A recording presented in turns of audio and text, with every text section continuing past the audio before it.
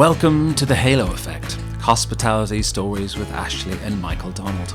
Hospitality isn't just our profession, it's our passion. With decades of experience and countless stories to share, we've navigated the highs and lows of this dynamic industry, not just as professionals, but as a husband and wife team tackling the challenges of business and life together. This podcast is your invitation to step behind the curtain of the hospitality world. We'll share real experiences, lessons learned, and the moments that have shaped our journey, offering inspiration and insights for anyone walking a similar path. Whether you're just starting out or have years under your belt, we're here to remind you that every challenge is an opportunity and every story has the power to inspire.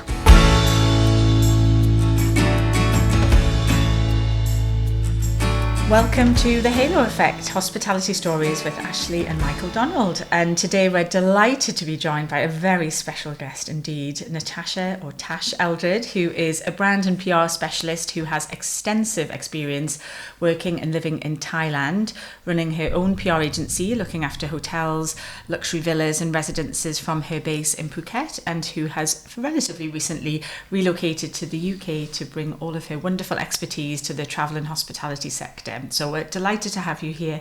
Hello Tash, how are you? Hello Ashley, how are you? And let's not forget where we met. We did meet in Phuket. We did, so you have Thailand experience too. I do indeed, very happy memories. You worked in Thailand? I did, ding-ling, we've got a klaxon for that I think every time I say it.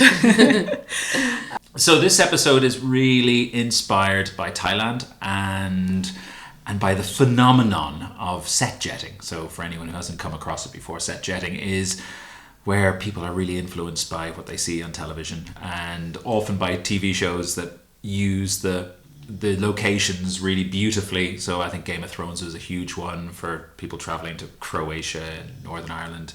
The beach was one back in the 90s. Leo DiCaprio in his post-Titanic phase went to Thailand and PP Islands became an incredible destination. But the White Lotus season 3 has been focusing on Thailand. Now Koh Samui, spoiler alert, wasn't just Koh Samui, was it, Tash? No, it wasn't just Koh Samui. They did do a few location shots in Phuket. And they also didn't use one brand of hotel. Everybody keeps mentioning Four Seasons because as we're all aware that Four Seasons, that beautiful brand, was used in the first and second and now the third series.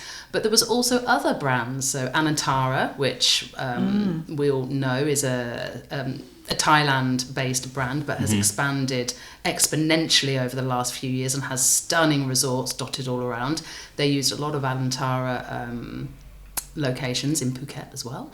And also my connection to the White Lotus Series 3 is through a villa place. That's not a villa place. A villa place.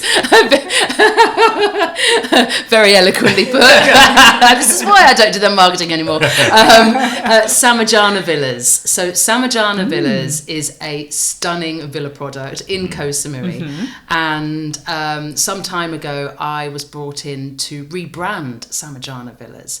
At that time, there was a very progressive and creative general manager called Kurt Berman, who I absolutely adored working for and with. And he had a community of villa owners at the time that were very, very keen to sell their villas, to make money, but also to offer their villas in a hospitality setting. And they needed to elevate their positioning somewhat because, you know, we're all marketers here, so we know that when we look at brands, sometimes they need help with positioning and messaging, also their creative look and feel, i.e. their logo, all the rest of it. So I went in and rebranded Samajana with a fabulous creative director, AJ Jauncey, who was also based in Thailand.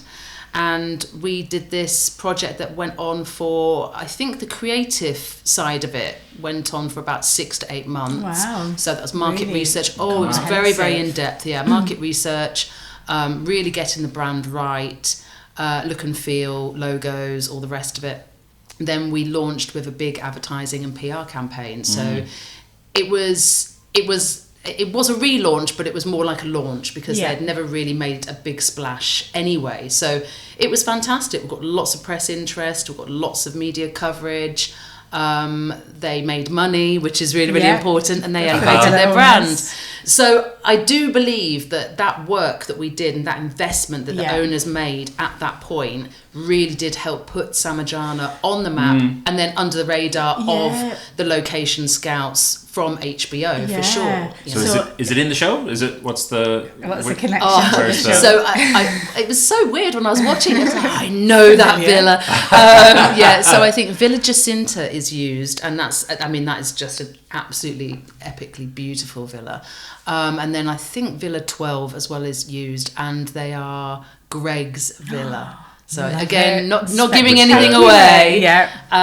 So But this is the slow walking in front of a big window and the pool and Yeah. the The waterfall. waterfall. It's just Yeah. all absolutely stunning, and every villa is a little bit different in Samajana. And actually, when we worked on the brand, it was quite interesting. If people look on their website, which I'm sure they will now, they use. We'll link it. We'll link it in the notes. We used a coral element as a creative in the logo, and the reason we used coral was to do with one of the owners, John, who had a real affinity to, I think, a Moroccan property, and the word for coral is Samu or Samu, no, it's Jana, sorry, Yeah. Jana something, so it's Samu is Samui. But the whole coral was about, little fish and little creatures living within an ecosystem. And that was exactly like Samajana. It was like this beautiful ecosystem with lots of different characters, i.e. the owners, and then the guests coming in. So amazing. there was real story and real thought that went into Yeah. that brand. And I think that it's because we positioned it in that way, and they then made a real big splash in the sort of the B2C market. Yeah. I think that's definitely put them on the map and made them attractive. And I'm sure has also been a catalyst in terms of the repositioning of Samui as an island, because my first experience of Thailand was as a backpacker, and Samui, Koh Phangan, Koh Tao were very much on the radar. But I think Thailand has changed massively in terms of kind of evolving from that backpacker market. So what are your sort of experiences of seeing that and having lived there for sort of best part of 15 years? Well, you see, I'm a little bit torn about that, because I still think there's a real big demand for backpacking, and I still think there's a real big need to fuel those mum and pop shops that are, selling quite rustic, affordable, cheap accommodation to invariably younger people that are on their gap years, that are going out to explore and to see the world, but they still do spend money, and they still do help the economy, even though it might be microeconomies. So I still think that Thailand should try to retain that backpacker culture to an extent, and I think it has. Yeah. But that backpacking culture now has morphed into influencers and TikTok culture. So now, for example, I went back to Koh Tao a few weeks ago, which is a small island just north of Koh Samui. There's two shops. There's a noodle soup shop and there's a duck noodle soup shop. So as we know, we lived in Thailand. Yeah. These are just normal, everyday places to just stop and have some lunch or whatever. And very, very cheap. TikTok has made these places into celebrity must-see, must-try. Really? There are queues of about 100 young people outside of these Oh my noodle goodness. soup shops every night. So All recording videos. oh yeah, and resharing and sharing more. And my friend has a cafe in Koh Tao called Coconut Monkey. Same things happened to her cafe, Elaine's cafe. Yeah.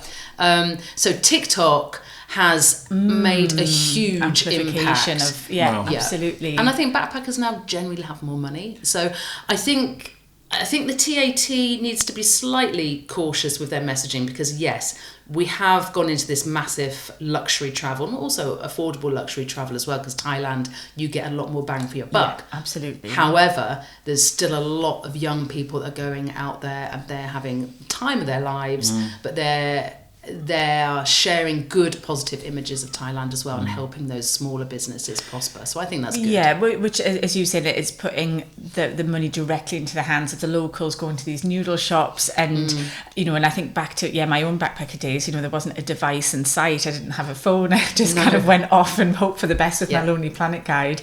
But I think, absolutely, the next kind of generations coming through, they're very influenced, yes, by, set jetting, as we're talking about, but absolutely TikTok TikTok and that kind of content creation. So I think, that whole storytelling piece that you were mentioning and the positioning of the destination, it's all kind of amplified through those channels.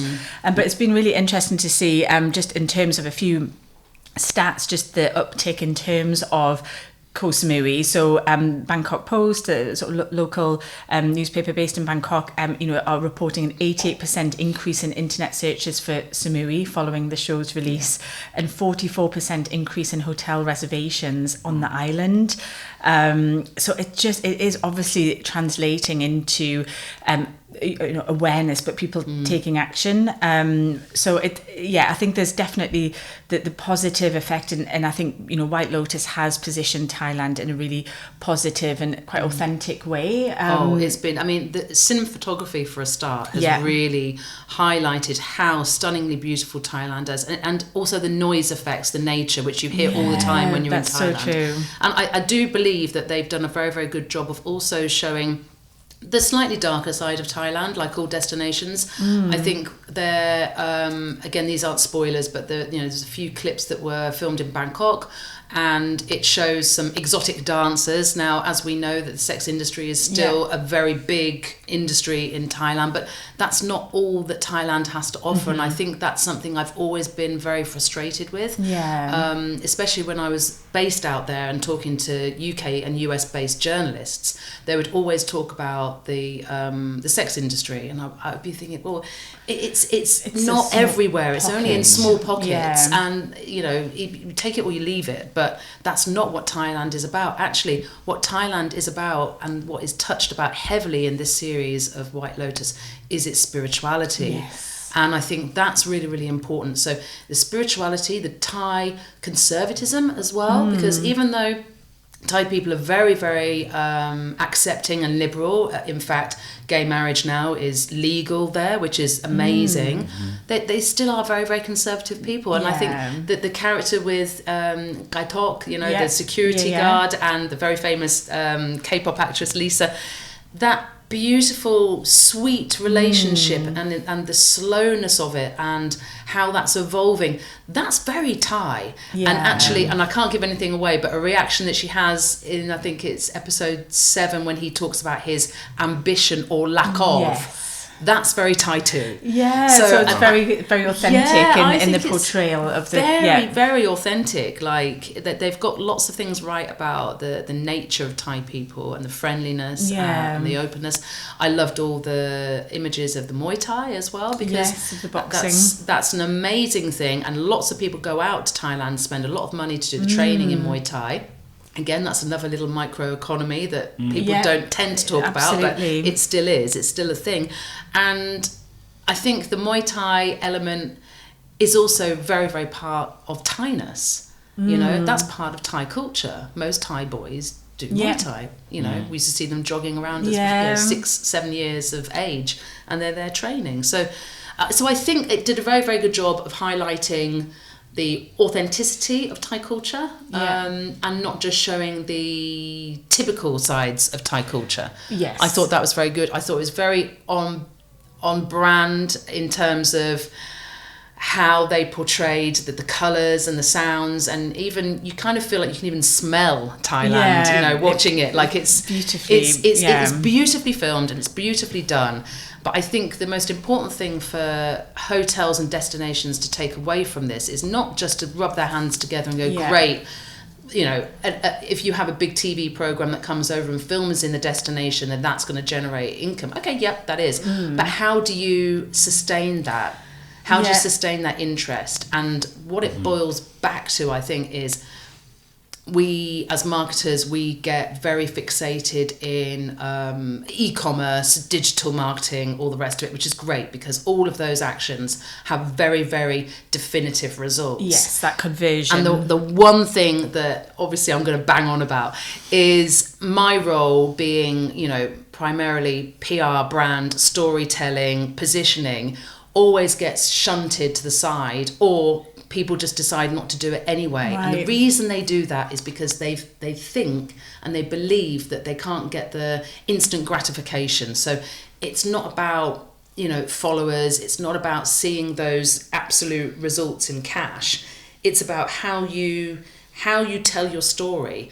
And people now are looking for, and moving even away from experiences, they are looking for that authenticity, and brands struggle with what that authenticity is.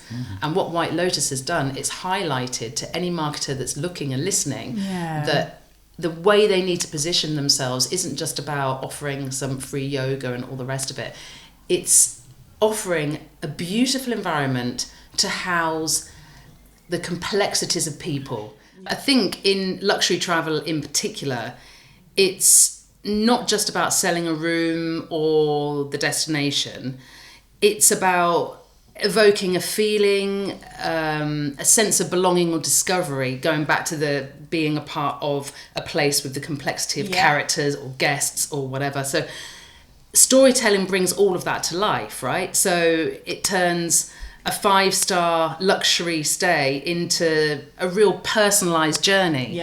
And I think that emotional connection is ultimately what sets brands apart. And that's where I think I come in, and what you do, Ashley, comes in. It's making sure that the message, it doesn't just reach, it resonates. And I think that's the difference. So as well as marketing evolving, which I touched on earlier about digital, it's not about impressions. It's ultimately about impact, right? It's about storytelling. It's about delivering the human impact, the emotion, and that makes a brand worth noticing. I think that's the key. It's a less disposable message as well. It lasts longer. In the age of streaming, these things are going to be streaming now for years and years. People will be discovering White Lotus in 10, 15 years time on some sort of, I don't know what streaming program, but somewhere they'll be discovering it, and that will be their impression of the last Absolutely. And lasts a lot longer than regular terrestrial television ever would have in the past. Another would have been, movies do the same, I suppose, to a certain extent, and The Beach was the one that kind of was my first introduction to understanding Thailand. But I know there were a lot of lessons that would have had to have learned from that, because there was a lot of over tourism of a very small space there in surrounding the islands. There was. Before I talk about that, I was just picking up on something you're just saying about longevity. So I think now we're completely drowning in content. Wherever we look, we've got content like fired at us, and I think now attention is actually the new currency. Stories have to earn your attention, so it makes our jobs I wouldn't say harder, I'd say more creative. But today's audiences, they don't just want to be sold to, they don't just want a fancy tagline and a nice logo and an upgrade. They want to be understood, they want to be seen, they want to be heard, and they want to be inspired by the brand or the destination. And I think that's why storytelling experts are definitely no longer a nice to have in the marketing mix. We're essential. I really do think that, and I think this is a great case study. White Lotus is a great case study as to why we are so worth the money.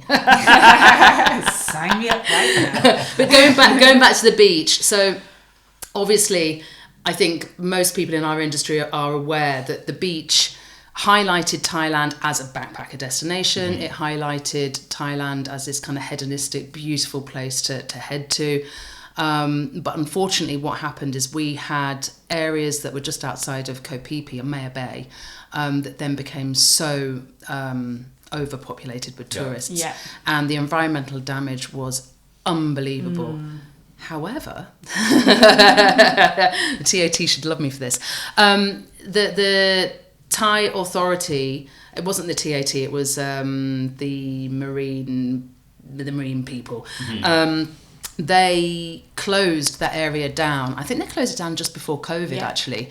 And they said, right, no more, we can't do this. We just it's just oversaturation. We've got no wildlife there. The marine system's absolutely wrecked. And they closed it, and now the results are phenomenal. You can go there. It's very limited now. Limited guests can go, which is a good thing.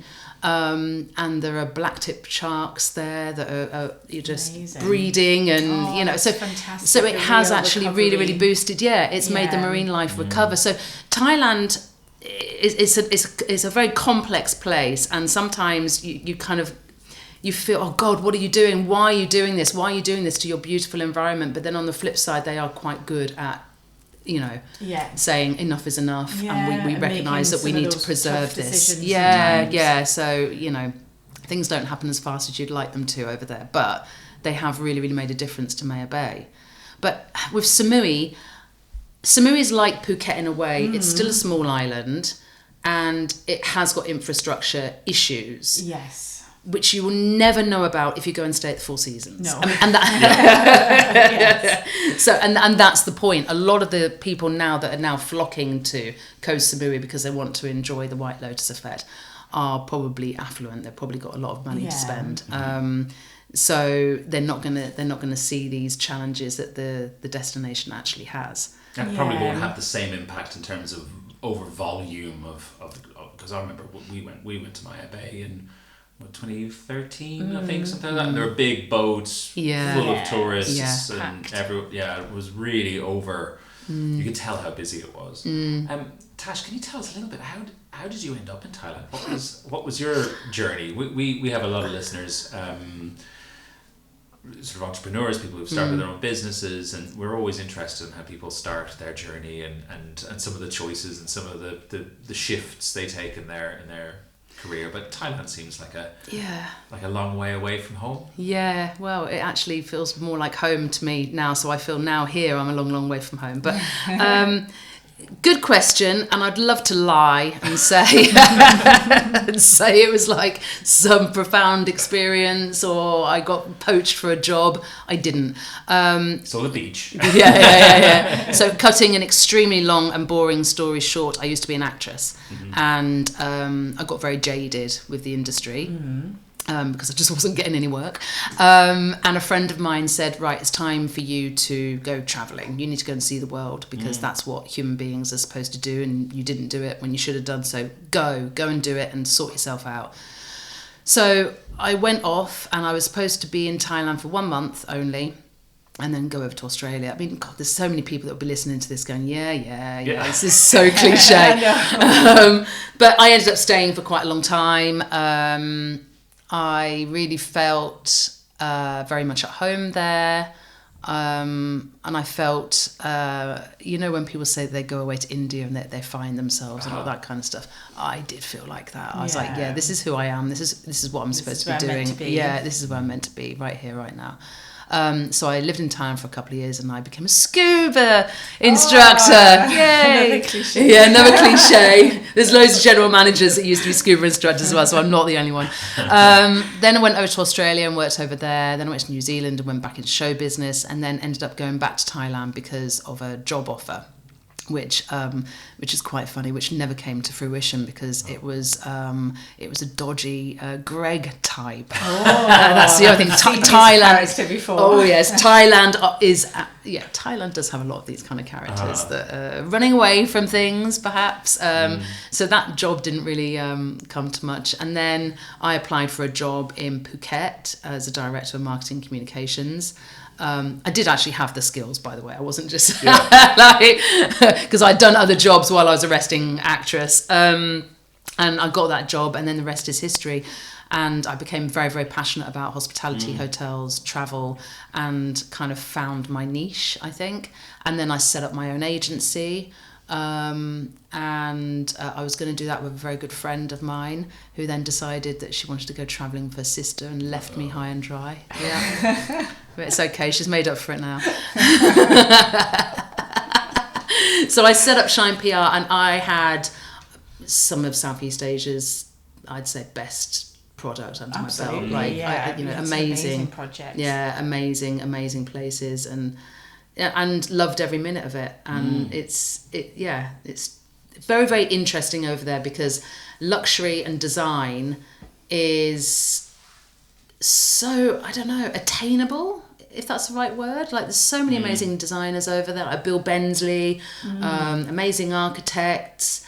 There's just so much creativity, and there's so much focus on hospitality that It feels like anything could be done. It's possible. And I think the level of service, that personalisation, we talked about the cultural elements earlier, I think, it's just got so much to offer. And I think, my experience of, we worked together at Laguna Phuket, and that's when we first met before you set up Shine PR, which you had for about 10 years, I think, didn't you? And I think you were definitely, at that forefront of repositioning Phuket as a more luxury destination, and Samui, which we talked about. And I think the work that you did in creating these brands and these experiences, which are still, whenever I pick up a travel and leisure top 10 list, they're often featured. So I mean, that was your work, and that was your agency. So it's an amazing legacy. And it's not an easy thing to run a business as a foreigner in Thailand. Indeed, it is not. we kind of know how it is challenging to be a business owner just in the UK. But there's all sorts of additional things you have to consider, isn't there? Yeah, there are. And it's very complex and it's very expensive as well. But I think there are other things that I did that I don't think that I don't shout about enough. I ran a very big campaign about anti-exploitation, but I was relatively quiet about it because I was directly or indirectly stopping people from earning money. So I did a big anti-dolphin captivity campaign and went around all the hotels and educated all of the staff, all the team members in all the hotels about why captivity is wrong and why we should be encouraging guests, especially in luxury resorts, to go to more, sanctuaries or more cultural activities rather than elephant shows, snake shows, tiger shows, dolphinariums, all the rest of it.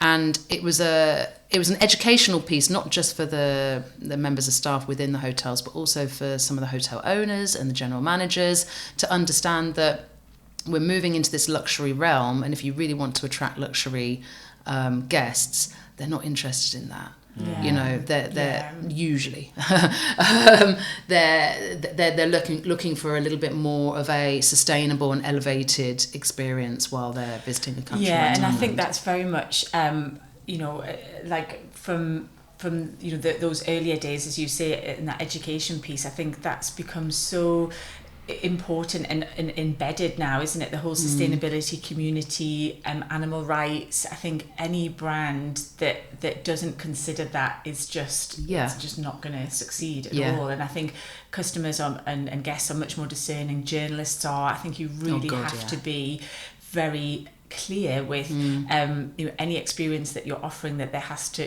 whether it's the provenance of the food, whether it's the how the animals are taken care of, and I think when I look back to certain experiences in Thailand with the elephants and things, I think, oh gosh, I'm so pleased to see that it's moved on beyond what was kind of, I suppose, considered normal. But actually, when you peeled, the surface and thought, actually, how has this elephant arrived at this resort? Like, where is its mother? Where's its mum? So I think those questions, have been addressed. And to your point, I think around the sanctuaries, and I think people are just so much more aware and want to understand that these experiences are genuine, and these animals, these people are being genuinely cared for. I think to change a mindset like that is quite a challenge, but it's about money. And as soon as you explain to people that if they change their practice, or they change the way that they market themselves or position themselves, or if they change their elephant camp into a sanctuary, and it's from the heart, I'm not saying just for and they've got a story to tell, which the owner of the Phuket Elephant Sanctuary had a very, very big story to tell, because he was like the chief mahout. He was in charge of all the mahouts, the people that take care of elephants in Phuket. So he really saw the error of his ways. Yes, exactly. Right. So there's a real story there. So Rico Barry story. It's a bit like the Rico Barry it is. But it just goes to show that as human beings, we are all flawed, and I think there's room to change, and there's room for improvement. And if we make those steps and we try to make good our wrongdoings, then that's a good thing. And I think the tourist industry in Thailand in particular still has a very long way to go. There's still a lot of illegal poaching, trafficking, all of that kind of stuff as well. So, and these are subjects that we can touch on, but we can't really do much about. However, our responsibility when we're marketing these destinations is to make people aware that it's unacceptable. And to make guests to those countries aware that, you know, there's certain social norms as well and cultural nuances that they need to think about. Time and time again, people get into trouble for doing things in Thailand or in Indonesia that really they shouldn't be doing. Yes. So, you know, the world has become a smaller place, but yet people are still not looking at the internet and seeing what they should and shouldn't be doing. It's really, really peculiar. And knowing what is legal and illegal, which is probably fairly obvious, but also I think culturally as well. I think that was one of my biggest lessons when I started to work in Thailand, was just the different culture from that sort of Western perspective to that very Thai culture, and some of the cultural expectations, do's and don'ts. That was really good for me to understand those quite early on, and the revered royal family, etc. I think that it was a very good education, and I think Laguna did a great job of supporting their international team members that were coming to work in Thailand to understand the culture, to understand the language. And we used to go to our Thai language school, and I still remember a few words to get by and negotiate my tuk-tuk price. But I think that was something that really stuck with me, that Laguna did really well, that kind of cross-cultural piece and education, which I think is really important for all travellers. So what do you think with White Lotus, what do you think is next for Thailand? And having just been, are there certain things that you can see change happening, or what are your thoughts for what's next for Thailand? I think Thailand needs to be careful about what's coming next, because it does have an infrastructure challenge, and if you go to Phuket, the construction in Phuket is just unbelievable. Just a lot. It's a lot. So there's demand there, which is a good thing. But I think Thailand needs to just be a little bit mindful about how they are approaching their planning. I think that's what it is. It's about planning, and also making sure that they're not oversaturating the market too much. Because Thailand has kind of stood strong in many catastrophes. But that's not to say it will remain strong in the future. Hopefully it does, but I think what they're doing is they're developing because there's high demand. I think they just need to be careful that they're not overdeveloping and they're not diluting the beauty of the place. So Samui is a bit of a different vibe from Phuket, for example. So in Koh Samui, it's still quite beachy. It's still a bit, the roads are a little bit dusty in places and all the rest of it. So it still feels quite authentic island style, whereas the changes I saw in Phuket were, 4-lane motorways pretty much, and people are not going to Phuket for that experience. They do want to go and have a nice coconut on the beach and all the rest of it. So I think they just need to be careful. But then this is progress, and it's such a fine balance, and so many stakeholders, and as you say, that you can recognise the opportunities and people wanting to benefit from the demand, etc. But yes, I think there is that fine balance of retaining the charm and the reason why people wanted to visit in the first place, which I know is for every destination that we think about. And there's been a lot of talk and whether we look at closer to home in European cities, where there's just such a huge demand for tourism, and actually it's really overpopulating certain destinations. So I think it is a global kind of challenge, really. But it is interesting and hopeful that I think as travel consumers ourselves, I think people are quite mindful of their impact, and sometimes it might be that you choose sort of other destinations, and in Thailand particularly there's other, I suppose, islands that are coming to the forefront, and it's helping to, I suppose, spread the benefits and the wealth of tourism around the country, and not just necessarily in these maybe more well-known pockets. So absolutely. I think people are a bit more adventurous to seek out other destinations within Thailand as well. I mean, I think for Thailand it is a massive opportunity, and it's not just for tourism either, but I think maybe by reintroducing Thailand as more of a layered, culturally rich, emotionally engaging destination. I think that's where the opportunity is, and I don't think it's just about mango rice. Mango and sticky rice and massages anymore, though I still love those. Yeah. It's about I can't believe I'm about to use this word, but it's the juxtaposition.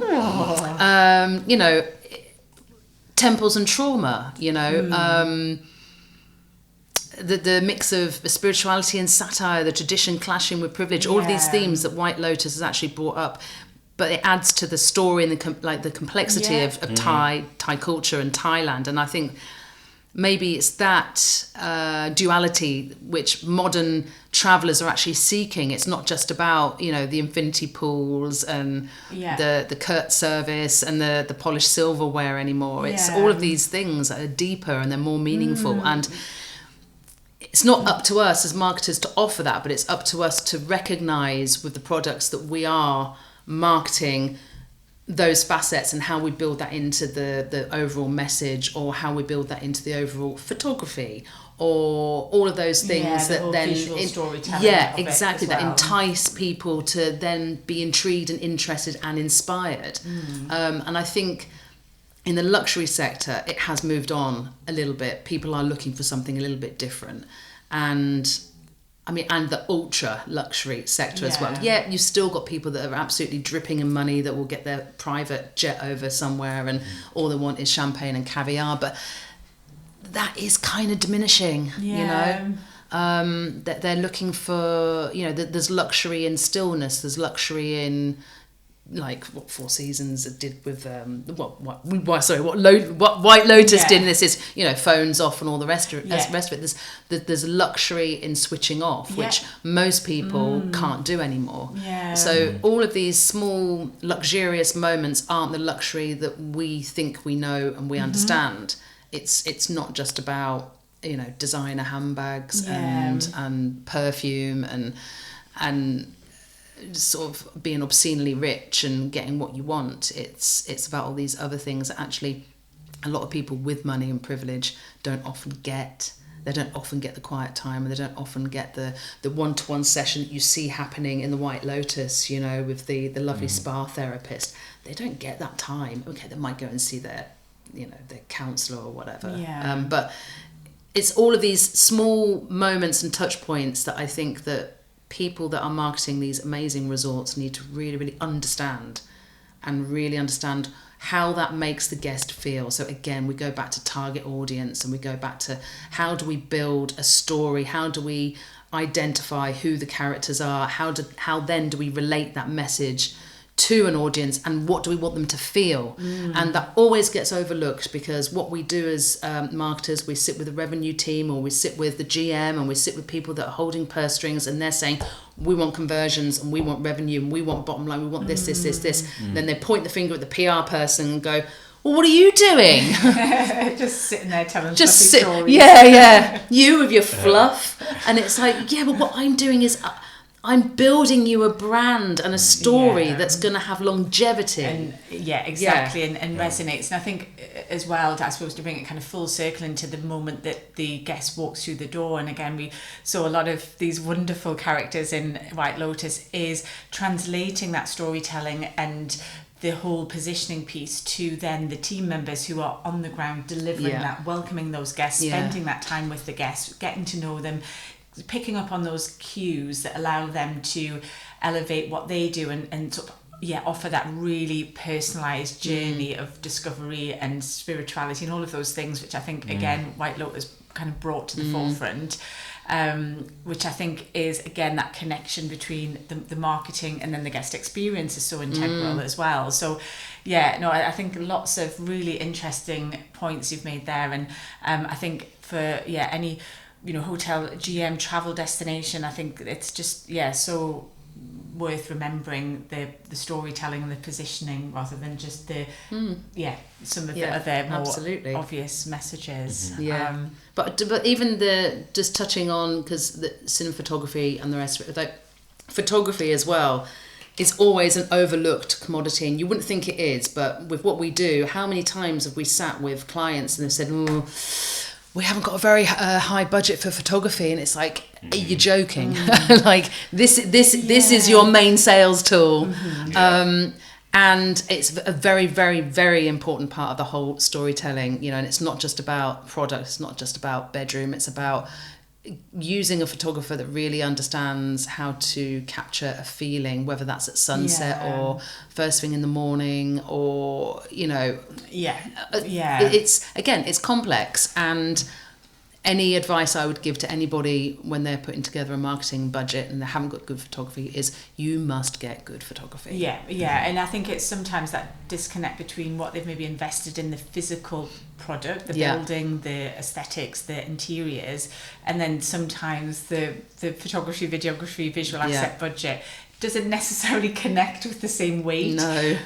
But I agree. I think it's so powerful, and that's the way that it's such a key part of telling that story, and I think getting people to be inspired and take action to book ultimately as well. Absolutely. So that's great. Thank you so much, Tash. Well, thank you. Thank you. That was It's been amazing. really insightful. Lots of great points. And we'll link up some of the key points in Greg's villa. Yes. What are the mates' rates? Exactly. When are we checking in? Yeah, let's go over. But no, that's been brilliant. Thank you so much for your time. And we'll see you very soon on another episode of The Halo Effect. Thank you very much.